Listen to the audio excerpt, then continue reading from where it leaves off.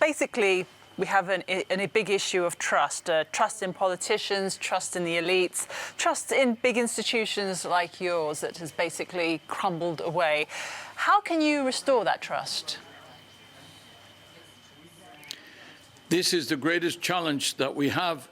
It is a legacy of the crisis. In the crisis, we lost growth, we lost jobs, we also had growing inequalities, and therefore we lost trust. And this is trust in everything we built in 100 years, in presidents and prime ministers and ministers and political parties and parliaments, and of course trust in multinational organizations and multinational corporations or multilateral organizations like ours, or trust in the banking system, etc. And trust in democracy itself. I mean, we had the problem of Brexit, where 60% of the youth whose future was at stake did not go to vote. I'm sure they regret it now, but they're suffering the consequences. So basically, you have a very, very serious problem of trust.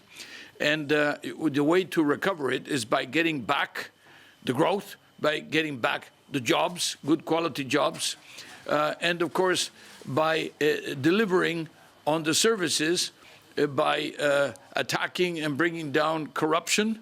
We have seen how corruption is eroding our democracies and how it is having terrible, terrible effects in many of our countries.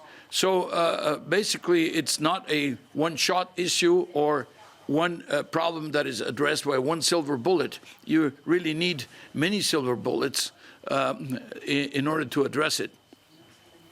So you're talking about growth, you're talking about jobs, but we've been talking about that for years, and growth has remained sluggish and unemployment remained high in many European countries. There's also the issue of people feeling that they're not being listened to, and that's why they're now turning to politicians like Donald Trump or voting for Brexit, because they feel that populists and nationalists are expressing their concerns, whereas mainstream politicians and institutions like yours aren't. Well, what has happened is fairly straightforward. We were in a recovery. Growth was starting to pick up, and we had a year ago projected that we were going to be pretty close to 4% growth in 2019, 2020. I'm talking about 4% growth of the world's economy. Now, our latest projection, which we'll put out tomorrow, is between 3.1 and 3.2%. Why did we shave off 1% growth? 1% in just 1 year. Why? Now, the reason is, well, how about the trade tensions that were not there a year ago? There was talk about them, but they have materialized. And what happens when you have trade tensions? Basically, investment suffers, because why do you invest? You invest to produce, to sell, to get a reasonable profit. And if you don't know whether you're going to have access to markets, or at what tariff you're going to have access, what tariff consumers are going to have to pay, because this all goes back to the consumers, then, of course, you cannot, with confidence, go and structure global value chains and get into agreements and contracts with suppliers, etc. You basically don't invest.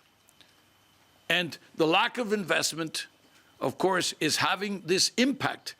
Investment is the seed of tomorrow's and day after tomorrow's growth. Consumption is the seed of growth today. And when you have uncertainty, you don't consume and you don't invest. And that is exactly what is happening today. So it's not just a theoretical question of the trust issues, etc.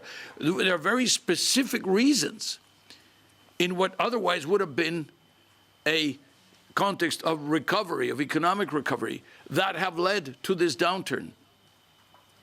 You talk about growth and trade, but your message isn't getting through. The language you're employing is not the language that people are using on social media. They're talking about their incomes going down, about struggling to survive, about growing inequality. And I think a lot of people around Europe think your interests and your focus are not the same as theirs? Well, we have been the institution that first, for the last 12, 13 years, has been documenting inequalities. Then, as a response to inequalities, we came out with an inclusive growth package, an inclusive growth approach, which we have again for several years now been pushing, and which has the support of practically every single member, not everybody, but substantially all the members. And last but not least, we've been talking about opportunities.